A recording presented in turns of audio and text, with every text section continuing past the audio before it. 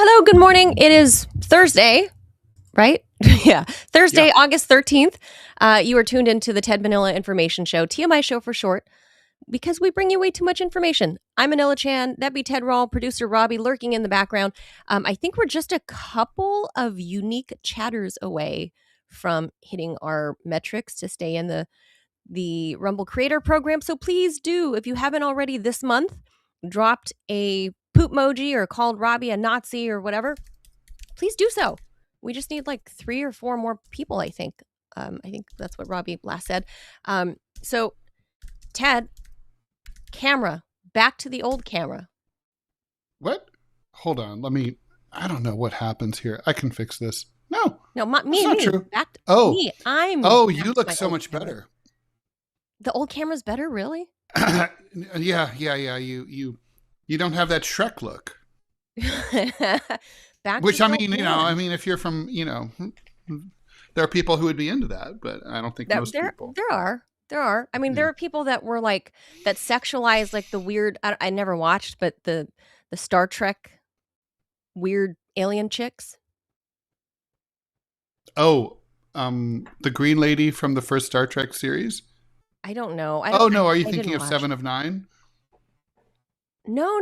Jerry Ryan, Star Trek. Who was married to the governor of Illinois, right? I don't know. Yeah. I didn't watch Star Trek. That was the Jamarl thing. But people be at the Trekkie conferences, or what are they? Well, the Green Lady was a Star Trek thing. Yeah. The original series, so but she just makes an appearance in like one episode. Oh, I thought there were more like Spock had the ears and people, the different looks or what's the other? Isn't it Star Trek with No, I know it's Bill Shatner, the original. And what's the latter ones with Jean-Luc Picard, and that's Star Trek, isn't it? Yeah, that's Star Trek Next Generation. That's the second series. Yeah, I thought there were like women, I guess, females from other. Well, not really. Not who become who are getting with the humans. No.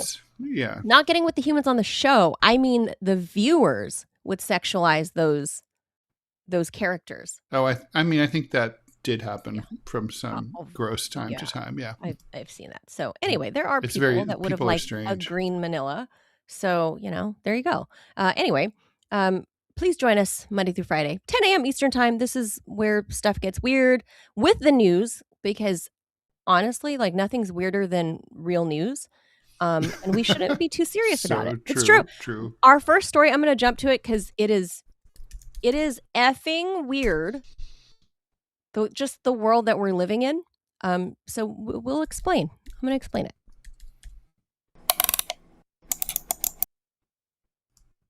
Okay. So ICE agents could soon be getting a new piece of gear or kit that sounds less like standard law enforcement equipment and more like something dreamed up for a dystopian reboot of RoboCop. The Department of Homeland Security plans to spend as much as $20 million on what's called the CTG5 glove, but it's G, it's a well, I'm when you run on like 2 or 3 hours of sleep with a new baby, Ted, I can't think of I was going to say, you're very like, I can't decide whether you're like down or whether you're in or out today. You're like totally like, you're totally like, blah, blah, blah, blah, blah, like highly caffeinated, but also and then perhaps strung out. Maybe that's the right word. Yeah, I can't. I feel like I'm Hunter Biden today, where I'm saying things I'm not good. Sure. Yeah, where I'm not sure what I'm saying, but I'm saying things at a high rate of speed. So. Well, I mean, I suppose that's, you got a need for speed. Hilarious. Well, the new camera, it helps you look better while you talk. No, this is the old camera. Well, that's the new old camera. The new old camera is what I'm trying to say. And it's the retro cam. No, it's pretty wild. I got emailed a psychological analysis from a viewer yesterday, like a 12-page white paper. Wait, what does this have to do with the camera? Absolutely nothing. Oh, okay. All right. Just. I'm a very linear. I'm a linear dude. I'm like looking for. Anyway, go ahead. I do want to hear about this. No, I'm kind of like a flea on a hot plate, just bouncing all around. That's just. Okay. What am I going to do? Stuck in the middle here. I don't know. I thought it was like something to do with the ice gloves, but okay. Let me explain what the ice gloves are. Wait. Let Robbie tell his story. Come on, stop. He teased it. Robbie. Yeah, after I started reading the news. Yeah, whatever. Oh, you start talking about the camera, and then you start talking about the baby. So interrupting people is your thing. What? Stop. Go, Robbie. Yeah, no, it's really wild. I haven't had a chance to read the whole thing, and it talks about how I'm very high agency. I don't know your face, Manila. So I'm high agency. Let me see here exactly what this thing says. Religiously anchored identity. Do not care about public approval. Willing to be publicly ostracized. Also, and we know have adversarial cognition. Counter arguments appear to sharpen rather than destabilize his thinking. So it's really interesting. I have to read it. I'll send it to y'all. It's the first time I've actually ever been analyzed by a shrink before. So you think they're a real shrink that sent this to you? No, I know the person. So this person is like, I'm going to get into Robbie's brain, and so it makes it work. Interesting. Yeah, it's interesting. But these are all like kind of no-does that we already knew about you. Yeah, I understand. Okay. Well, all right. None of that surprises me, but okay, sure. So, they should submit ICE agents to a psychological profile before. Yeah, I think they do. I mean, it's like if they find out you're not an asshole, you don't qualify. That's what I'm saying. Like they should submit a psychological profile, and if it shows that you are, that's how they should pick them. Or I think that is how they pick them. I don't know.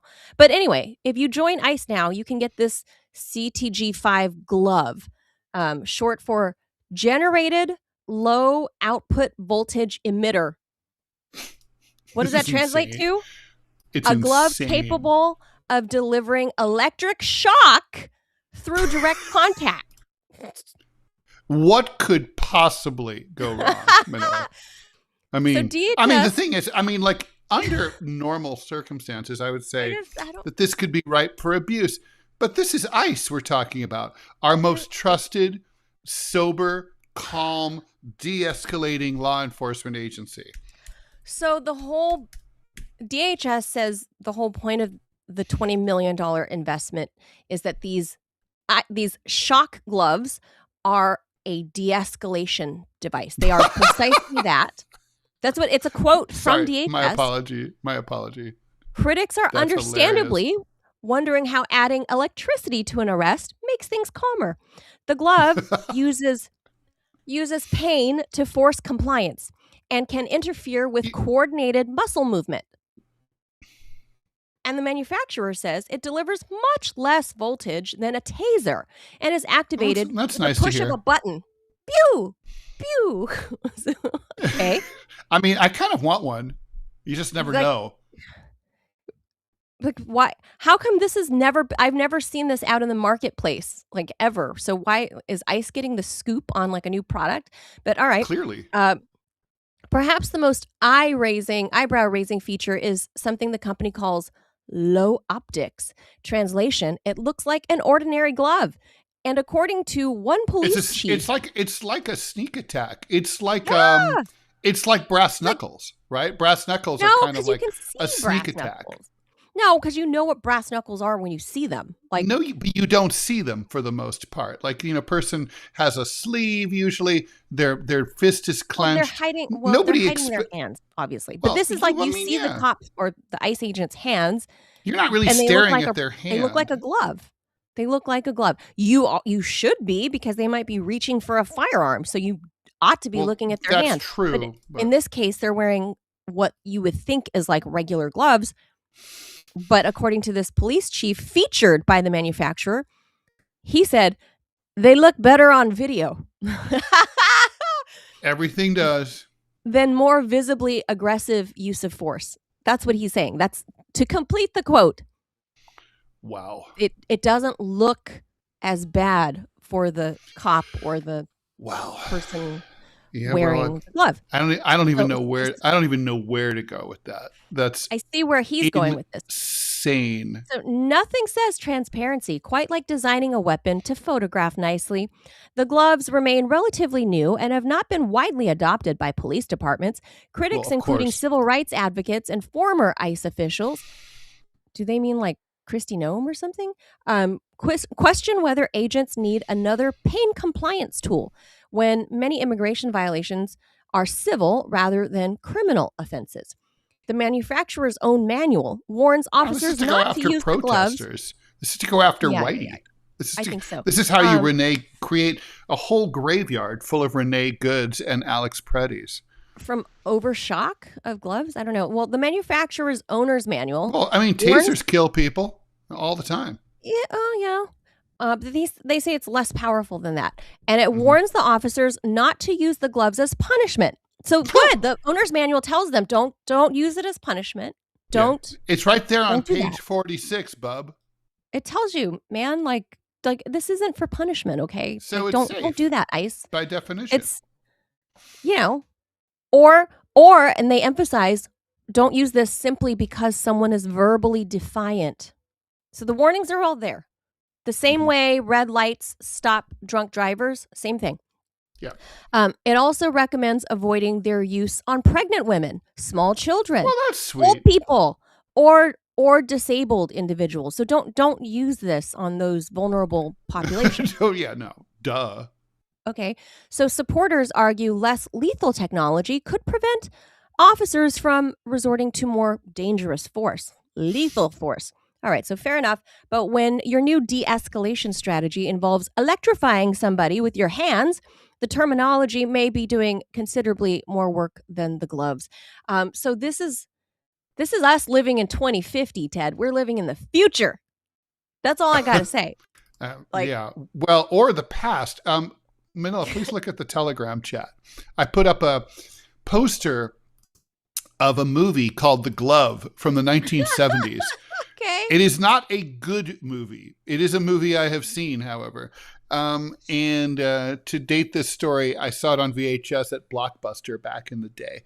But anyway, it's about basically this anti-riot glove. And it's a stupid exploitation B movie, like a C movie. Okay, sure. But anyway, the point is it's about how this police glove can be used in order. It's literally the entire movie boils down to you can really fuck someone up with a badass glove.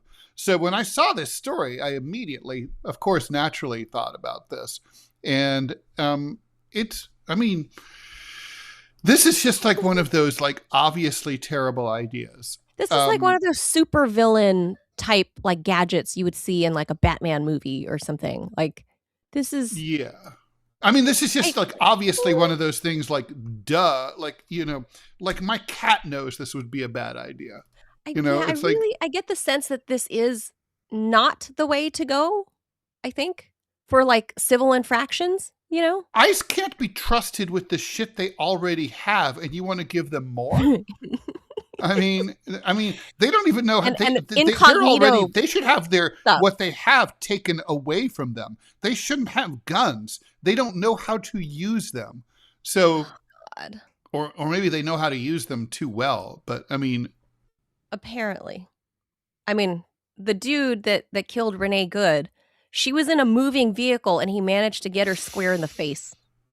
By the way, just yesterday or the day before, there was a story about another incident where a lady, like basically ICE was like, oh, this lady weaponized her car. Too bad for them. She had the dash cam that showed that they lied. And basically her car never moved an inch. And they were pointing their gun right at her and threatening her. And basically all she did was yell at ICE, like, you know, you guys are a bunch of assholes. Stop. Like, you asshole. Stop fucking with that person. Right. And they got she was so defending pissed. Someone? Yeah, she basically was driving by and saw ICE attacking, you know, a person of color and decided to, you know, just say, hey, fuck you. And they went after her. And their feelings got hurt.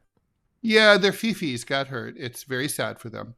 And it's kind of like in the spring, we saw a Subway sandwich dude become a hero for 15 minutes in D.C., right? Yes.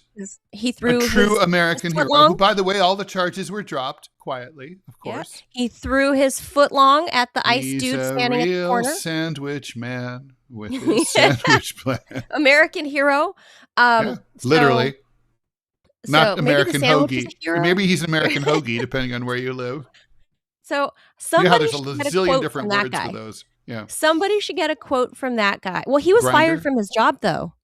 Yeah, that's true. Because he was a federal worker, wasn't he? He was a Govy. Yeah, he was a Govy worker, and so he got fired. I think he was like fighting in court to get his career back, because you get retirement and stuff. Like he wasn't a kid. He was like in his 30s. So he's a grown ass man and probably worked as a government employee for 10, 15 years at that point. You have like your pension and stuff, so you don't want to lose that. So poor guy. Yeah. Yeah. I hope the dude manages to, I don't know, if not get the job back, get a lifetime supply of sandwiches from Subway. Yeah, or grinders, depending on what they call them. What are they? Grinders? Yeah, haven't you know how there's a zillion different words for? There's submarine. There's hoagie. Yeah.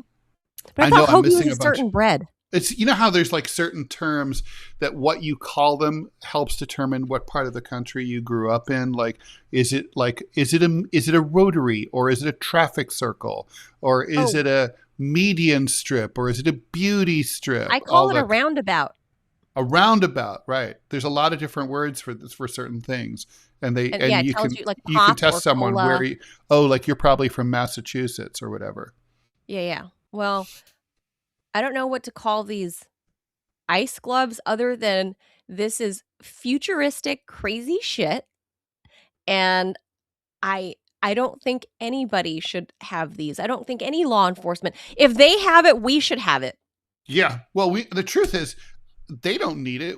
We need it to defend ourselves from them, because they're crazy. They're the ones attacking civilians, whether you're a protester. The next story, I mean, this is applicable to that. So I don't know. This is just an update to the public that if you see the ICE goons and they've got some kind of slightly off-looking gloves. Yeah, and it's not winter. If it's not winter, it's not the dead of winter. That's what this is. Because they're... Mm-hmm. Just be forewarned that if they're wearing gloves and it's 90 degrees outside, that's what this is. Yeah, be careful. I mean, they're going to do this, right? There's no world in which they are not going to do this, right? Can we agree on that? You're like, oh, new technology. I'm going to shock people with my hand. Yeah, not to mention there's like, there's some like company that produces these is connected politically to, there's going to be grift here. Oh God, this is such a bad idea. Corruption is always part of the equation. Matina's bringing up in the chat people with heart issues. Yeah, that's true. You don't know. Juan Don says electric shock coming to handshakes near you. So yeah, true.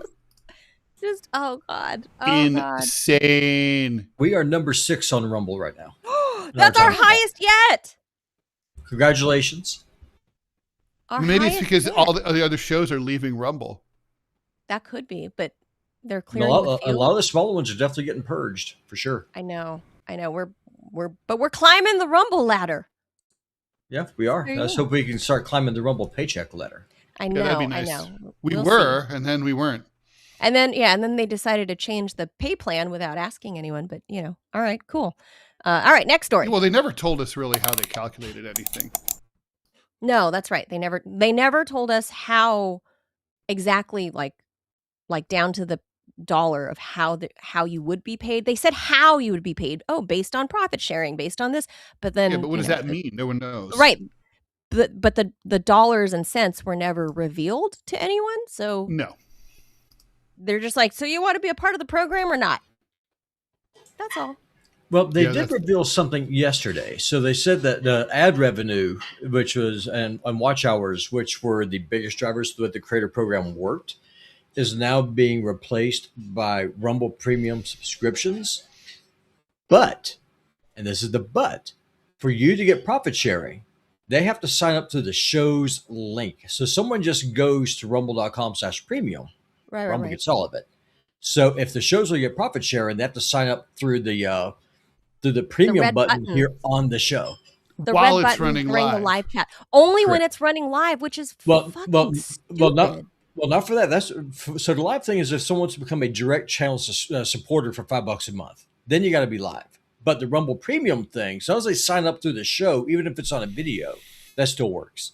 Oh, that's nice. Okay. Yeah. So that stays on our real estate. So if somebody goes to our channel and becomes a premium subscriber through the TMI show, that's basically telling Rumble, hey, TMI sent me, so profit share with TMI. So it's basically the version of YouTube Red is what it is. However, what's really stupid is that it's really hard to find that subscription thing on Rumble. I mean, if they're going to go this route, shouldn't they make it super easy?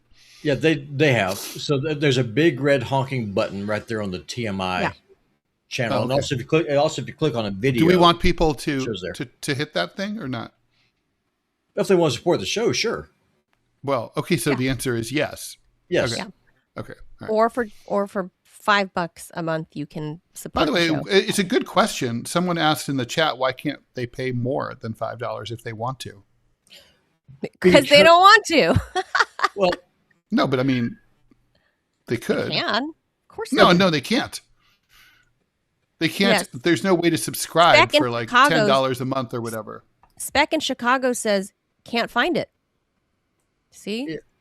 Let me see here. So you have to be on the desktop, or I guess the PC, or on your computer. Is that true? It's not like it's not on the phone. I don't know that you can watch if you can find it on the phone. Are you serious? I'm already a Rumble Premium subscriber, so I can't see. Let me jump into another account that I know does not have it, and we'll find out. We'll find out and see what it looks like.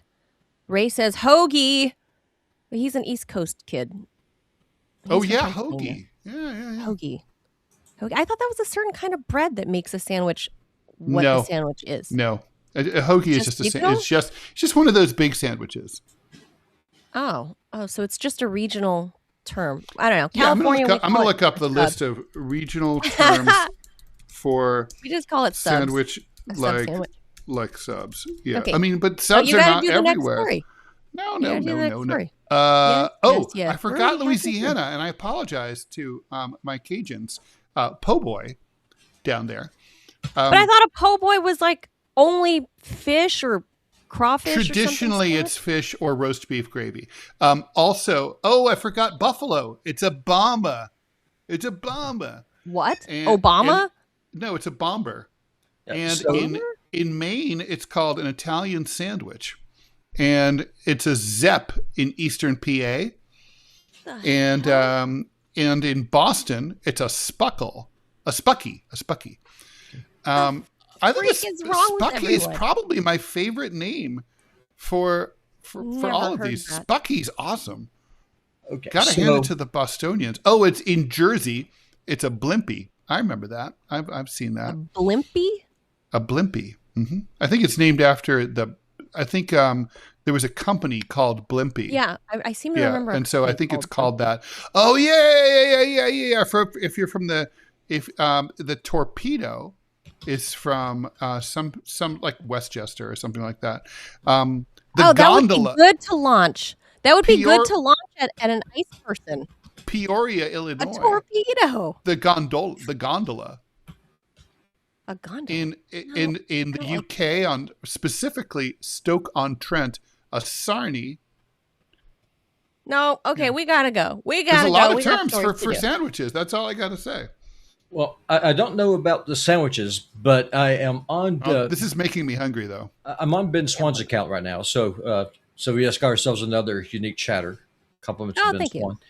So if you click on the stream, if you scroll right up under the box where you see us on a browser, I don't know how this works on the app.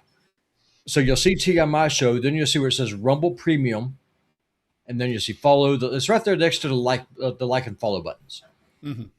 And that's the way it is on live streams and also on videos.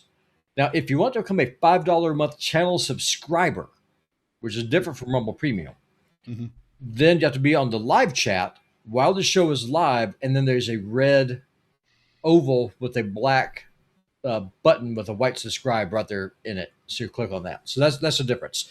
Now, what percentage of the Rumble Premium profit sharing we get? I have no idea. Rumble hasn't released it.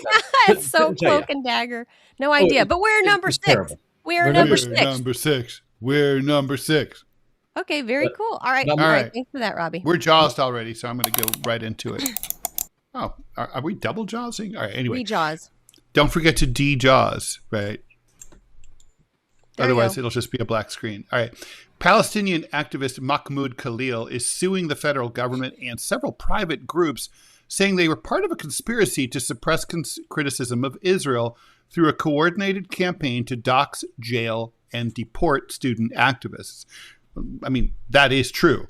The civil rights suit filed in federal court Tuesday, names the Heritage Foundation, the right-wing think tank, as the architect of an ongoing conspiracy to silence members of the pro-Palestinian movement by smearing them falsely as anti-Semites. Those efforts were aided by Canary Mission and Batar, two right-wing pro-Israel groups that maintain online lists of Israel's critics, often alongside false claims that they are affiliated with Hamas, according to the lawsuit and also according to the truth. Activists placed on these lists were nearly automatically targeted by the federal defendants for arrest and removal, the suit claims. That's also true. He's lucky it was before the ice gloves came. That's true. Adding that the process of nomination to punishment was frictionless. Lawyers for Khalil argue that this public-private partnership between the federal government and these horrible right-wing asshole fascists in Israel could violate the Ku Klux Klan Act, a Reconstruction-era law that sought to restrict government coordination with vigilantes. The suit, led by the Center for Constitutional Rights, seeks unspecified damages and a judicial order to cut the shit. Abigail Jackson, White House spokesperson, didn't comment on the lawsuit, but said in an email that the executive branch has the lawful authority to take actions that will protect the public and to ensure the integrity of our immigration system. In other words, she made words, but they don't say anything. The suit comes as Khalil's deportations case appears headed to the United States Supreme Court. At a news conference, Khalil described the purpose of the lawsuit as exposing the network of organizations, particular actors and institutions that work together to criminalize solidarity with Palestine and to make an example of those who refuse to stay silent. If constitutional protections can be cast aside under political pressure today, they can be cast aside tomorrow against anyone, he added. A former grad student at Columbia University, Khalil gained prominence as a spokesperson and leader for student activists. It's protesting against Israel and its actions in Gaza. As you can tell, Manila, I am obviously totally on Team Khalil here. Sure, and I hope he wipes the floor with them and destroys Canary Mission and Batar, whose members should all be in prison for the rest of their lives. They are evil, bad people. So basically what they did was like make a McCarthy list. Yep.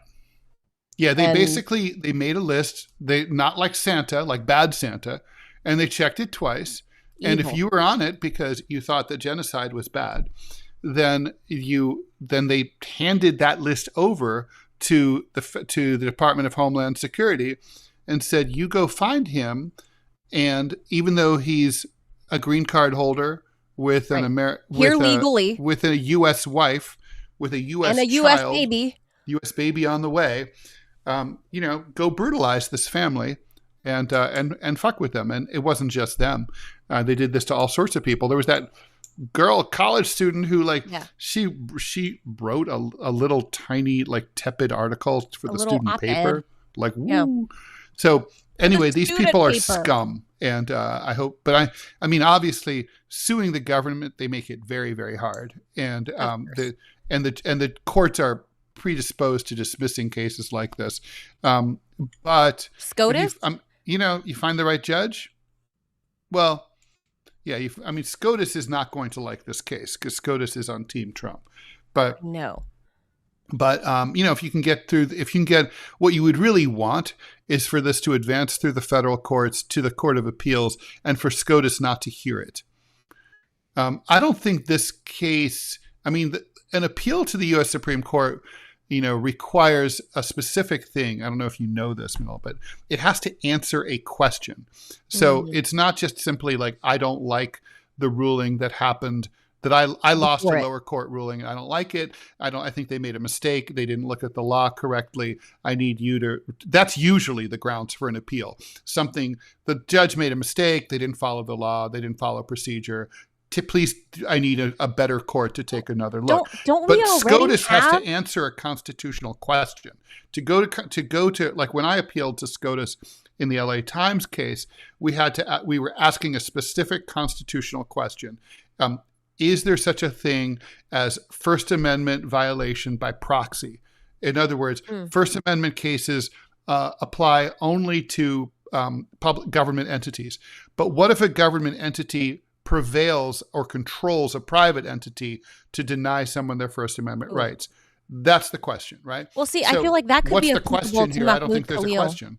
Sorry? You don't think there's a question? Wouldn't the question here be, should the U.S. government or an agent of the U.S. government be able to collude with? That question's already been answered by the KKK Act. Right. So therefore, there's no constitutional question then. So you then, see what I'm saying? In other words, you just need the KKK Act to be adjudicated and ruled upon here. So when Mahmoud Khalil automatically win in the lower courts because of the Ku Klux Well, there's no such Act? thing as because the bias of the courts is always in favor of the government and against the plaintiffs against the government. They always feel the government needs wide latitude to be able to do. The government's going to say, obvious. Listen, we need to be able to go after. We need to be able to deport people who we think are a threat. We need to have wide latitude to protect the American people. The kind of people who serve as were appointed to become judges. They're not going to appoint look, Manila. If you and I went to law school, that judge lady that smuggled the migrant guy out. If you and I went to law school and served as brilliant attorneys, there is no world in which we would be appointed federal judges because of our politics. We won't play ball. And they won't like that. That's right. So I just feel like this is, I remember reading a little bit about the KKK Act, and I feel like this should be so obvious that it wasn't. It feels like a good fit, and it really does.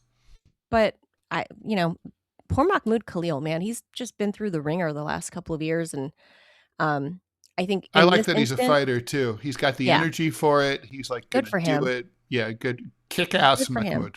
Yeah. So, and if you want to come on the show, come talk to us. Oh, please. Because both of you are Columbia beauty school graduates. That's true. That's why we're both pretty. Not So smart, you should but both. pretty. You should find him through the alumni. Do you notice my blemish-free skin? That's right. Actually, Ted, have you noticed that my skin is actually looking better now? Is it better? I always thought you had. No, I had a bunch of shit zapped off it by the dermatologist. You go. I mean, as an Asian woman, you don't have to deal with this, but us whiteys. Oh, well, there you go. Well, look, you have the Alumni Association of the Columbia School of Beauty. You should look through that and see if you can contact Mahmoud Khalil. I think I will do that. Talk to the guy.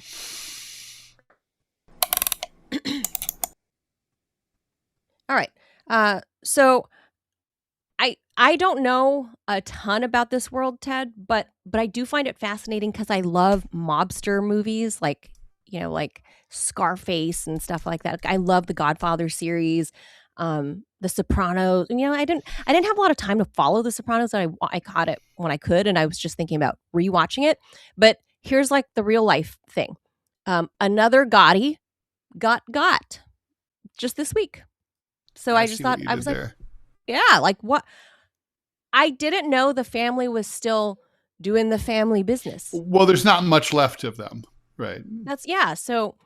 So late mob boss John Gotti's reality TV star grandson has reported to federal prison this week after trying to stave off his own prison sentence on fraud charges by saying he was going to donate a kidney to his ailing mother, Victoria Gotti, the daughter of John Gotti. That's his mama. So the Federal Bureau of Prisons confirmed Tuesday that Carmine Agnello began his 15-month prison term. That's not too bad, 15 months. I don't know. You better you than me is all I have to say. Well, like 15 months relative to, I don't know, 10 years, whatever. It could be worse. Ooh, he's really a beauty. He's a beautiful man. So he reported to the feds the previous day at the Federal Correctional Institute, Fairton in South Jersey. Agnello, who starred on Growing Up Gotti in the mid-2000s, was originally scheduled to report to prison in July, but the U.S. District Court Judge Nusrat Chowdhury agreed to delay that until September 18, saying it would allow enough time for the younger Gotti here, the Gotti grandson, to recover from the surgery, presuming that it happens by August 10. Well, now we're in August 13, because that's what Agnello had suggested, grandkid Gotti. Agnello's lawyers have said in court filings that Victoria Gotti, the daughter of the former head of New York's Gambino crime family, suffers from chronic kidney disease. On Monday, though, with no operation in sight, Chowdhury ordered Agnello to surrender immediately to federal authorities. Quote, because there is no concrete evidence that an organ transplant will be scheduled to take place at any time between today and September 18, the request for another deferral of Mr. Agnello's self-surrender is unjustified, said the judge.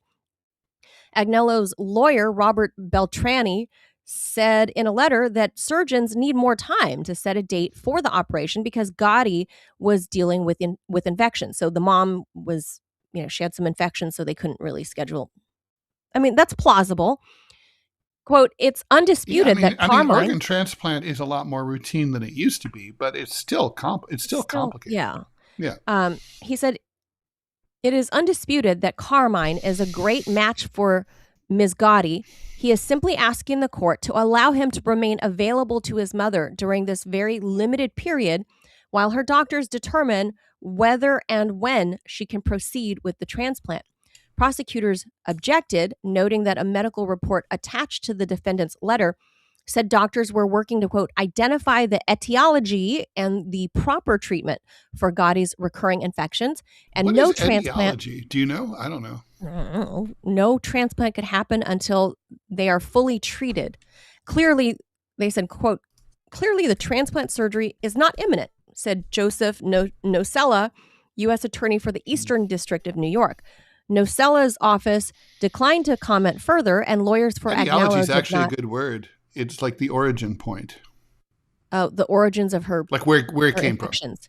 From. Okay, mm-hmm. So of where her infections came from. Like did it come from Did it come from a bat taking a poo on a pangolin, or did it come or from a like lab salad, in Wuhan? like explosive? Did it come from Taco diarrhea Bell, from or did somebody? it come from? So they don't know, Yeah. but she keeps getting. I guess Victoria Gotti keeps getting some sort of infection, and if she has like bad kidneys already, then it's probably you're more at risk, right? So Gotti's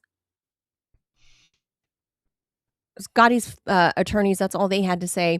And Agnello pleaded guilty in 2024 to wire fraud after prosecutors said he fraudulently obtained $1.1 million in loans from the federal government meant to help small businesses during the COVID pandemic. So he lied and got the pandemic money for a small business.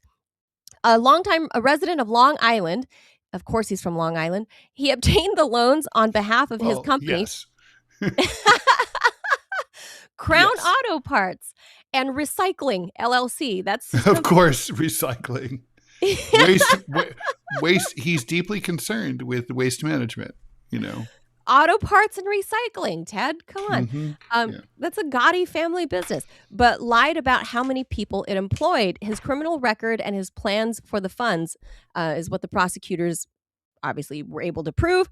The company ceased operations before Agnello applied for the loan, which he ultimately used on other ventures, including $420K in a crypto business. So he, like millions of other fraudsters in the U.S., got millions of dollars in COVID pandemic loans, and that's what done him in. But it's only 15 months, so it's like I got to ask you this, Ted.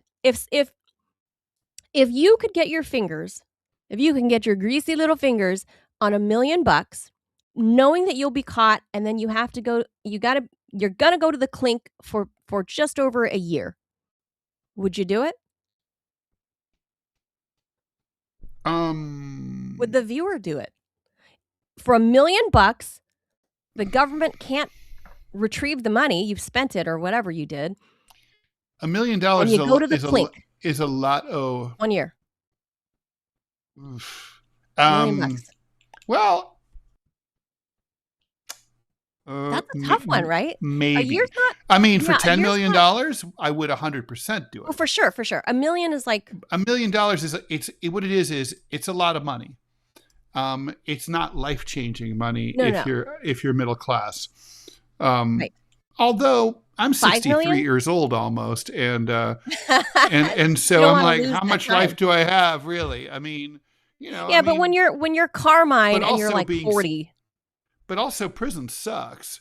So in South Jersey, it's probably, I don't know. No, it's going to be federal prison. I mean, I've heard John stories. I mean, it's, prison's hard. Prison blows. And he's a Gotti, so I think he'll be fine, right? Like in the clink, he'll be fine. He's a Gotti. He's a Gotti. If there was good food and conjugal visits, I could do prison, but And by the way, thank you to Spec in Chicago. They have now become a monthly subscriber to TMI. Yay! Thank you very much for that. And so this is, Oh, and Tara Preta Wild mentions from the last story, Ukraine's kill list. Anyone opposing the Ukro-Nazis gets on it. Same thing with the Mahmoud Khalil stuff. Like, same thing. They put you on a list. But yeah, if the U.S. government is in cahoots with the Ukro-Nazis, then obviously we're going to put any pro-Palestine people on a list. But in this instance, I'm going to pose that moral quandary to all of you out there. If you are Carmine Gotti Agnello here, your grandpa is John Gotti, you're probably going to be safe in a federal penitentiary somewhere, right? Like no one's going to fuck with you. You're John Gotti's grandson. No, you'll be okay. Yeah.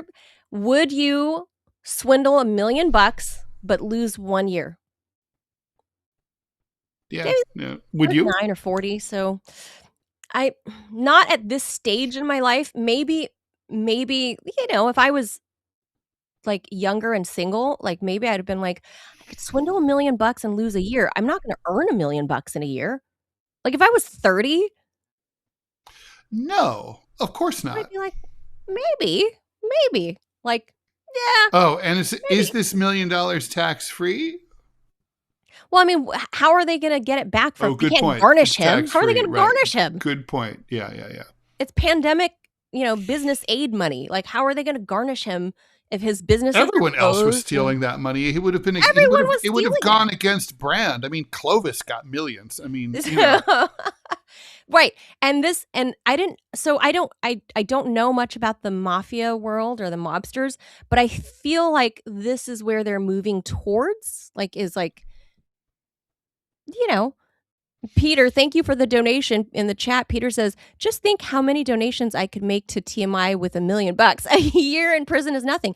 Yes. So relative to your life term, like to your life situation. So yeah, if you're like 80 years old. What kind of health are you in? I mean, I think about for example, they don't give you proper medical care, right? So, if you go in and you're like, okay, you have good teeth, you're young. You're Carmine Agnello. Or not. You're a Gotti. Honestly, he's like 38 or something. I was going to say that's perfect, right? Like 40 is like ideal. You're old enough to have mental fortitude and to understand this too shall pass and you'll get through it. When you throw a 16-year-old in the clink, it feels like it's the end of their life because they can't imagine a year from now. But for a 40-year-old, they're like, okay, this year will go by and I'll be fine at the end of the year. So, I think swindled $1 million, but hello. Although he's fat as shit, so he could probably stand. Oh, is he fat now? I don't know what he looks like now. He's lardus. Oh. I didn't. Yeah, he makes Trump look like makes Trump look like his claimed weight. Yeah. Mm-hmm. So, last thing I'm gonna ask you, Ted, because you're basically a lifer New Yorker. Is like the mafia, the Italian mob, are they still a thing, or did it die with Gotti in 2002? It died. Yeah, so it's like this. There's still like the garbage pickup and stuff like that, stealing cars and stealing their parts and fencing them. That all happens, and it's kind of like there's people who were or are connected, involved in it, but it's a shadow of their former selves, right? So there are Italians who are involved in this, but there are other people who are involved in it. It's sort of just like it's petered out to a trickle. It's not. Is it gone? No, it's not down to 0.00000%. But basically, it's not something that the FBI should have a task force dedicated to, because it would be a waste of money and time. So on the disease scale, they're not quite polio? Oh no. Oh, so they're still more active than polio. Okay. I thought you meant in terms of severity. No. I meant there's probably more polio cases. Maybe it's like smallpox mob cases, or it's like bubonic plague, right? Like it happens sometimes. So you guys don't hear about this in New York anymore? It's not a thing. Because remember in the 80s and 90s, people were getting popped in the street all over the place. No, it's not like that. Yeah. Stepping out of your Lincoln, right? Like your town car, and someone gets capped right then and there, face down, right? I'm sure there is still the Cosa Nostra still exists. I'm sure there are people who are sworn into it and blah, blah, blah, blah. But it has no practical effect for everyday life for New Yorkers anymore. Interesting. I just wonder, where are all these guys locked up? Did it just die because John Gotti was the last of a dying breed? Because of that. It's from the federal government. It's from RICO. It's from the harassment. And it just basically got too hard to do business. The family business. That's it. There you go. But they're still there. Now they're, instead of running business around town, I think they're swindling the federal government. I think that's how it's done. But, I got to admit, Ted, as a fan of the movies, of mobster movies, I'm a little bit sad to hear that the Gottis have kind of fizzled. I know that's awful of me. It's awful. And I know life is not a movie. I know. But it's kind of like the end of an era. You know what I mean? Totally. It is. It is. 100% it is. No question. You kind of are like John Gotti, all those Teflon Don. You're kind of like, dude, and because I just can't help but be like, anyone beating the federal government, I hear that. I do hear that. I kind of have to support. I'm kind of like, I mean, of course, in any fight between the mafia and the federal government, I'm going to be on Team Mob every time. I mean, are you kidding? Yeah. So, federal government is an evil force. So yeah. Oh, R.I.P. Italian mobsters. Like I wish you guys well. Maybe you guys are all going into crypto now. I would love to hear if anyone is a former mobster, was whatever. Please reach out to us. Would love to talk about it. Fascinating world. Just saying. Right, Ted? Would that be okay? Yeah. Oh, we talked to a mobster. If you 100%. know a mobster, if you know Victoria Gotti, I would love to talk to Victoria Gotti. Oh my God. Yeah. Yeah.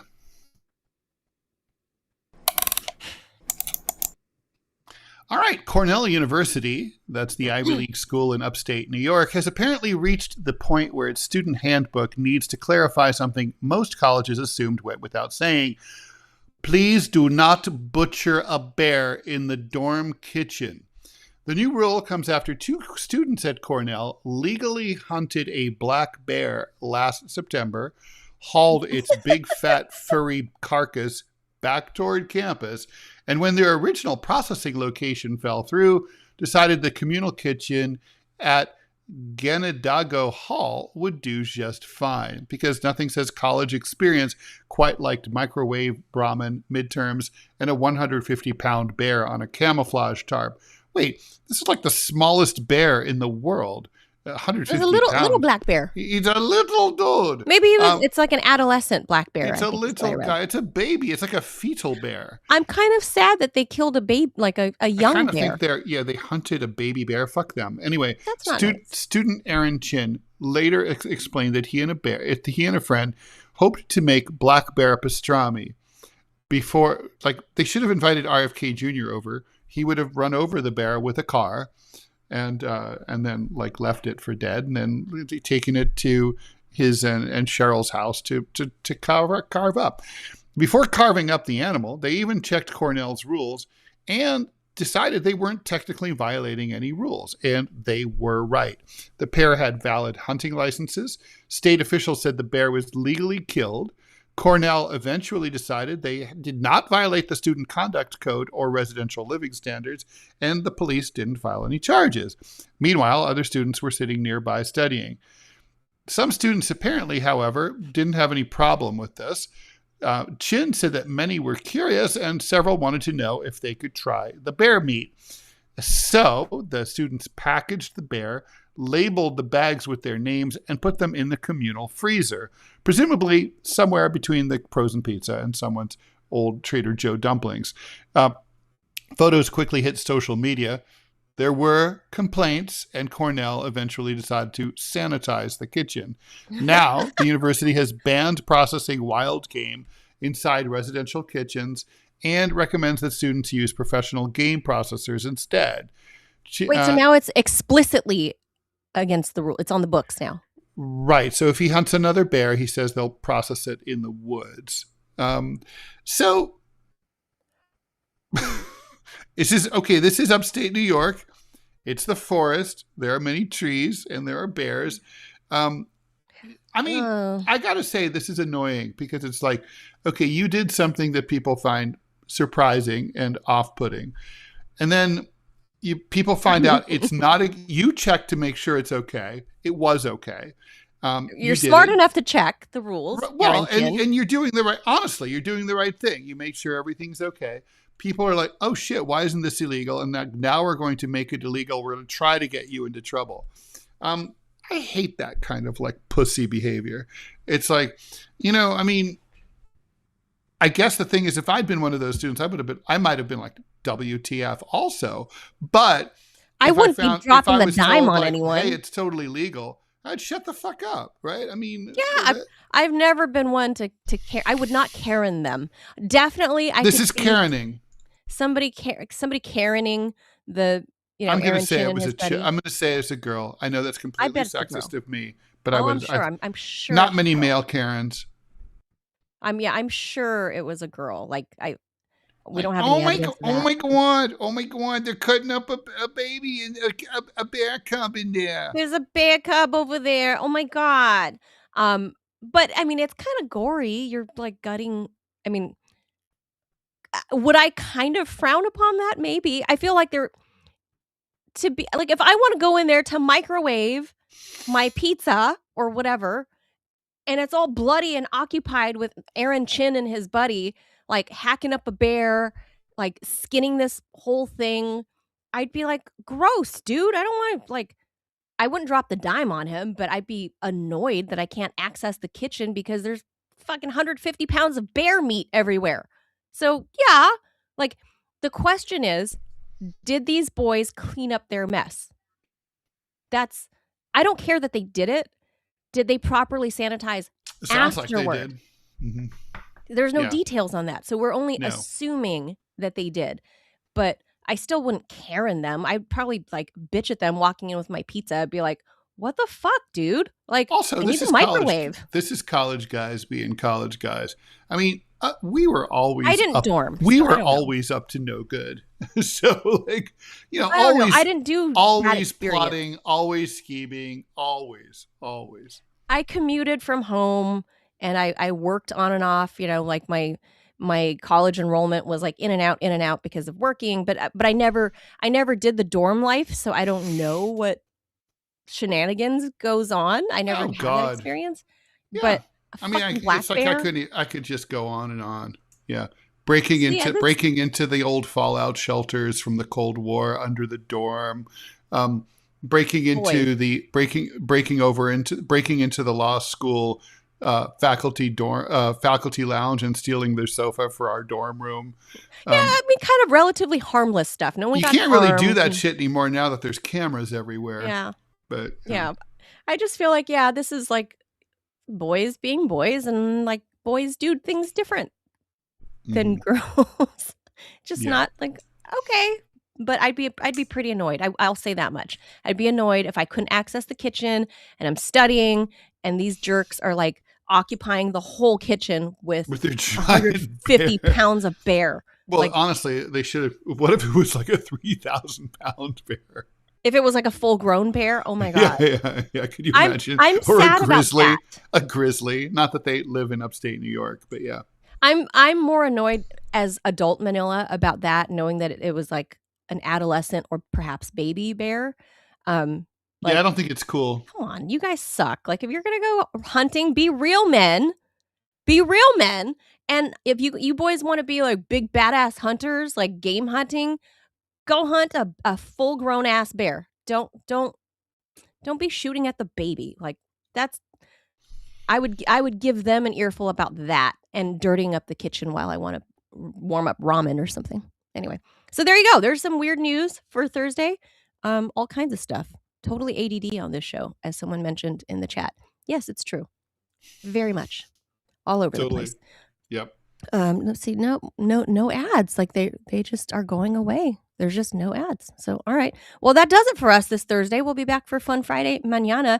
Thank you so much for those of you dropping chats and becoming subscribers. So that really helps us out because Rumble is doing some weird stuff to the pay plan. Yep. But we're number 6. Bye, everybody. Thank you. All right. Ciao.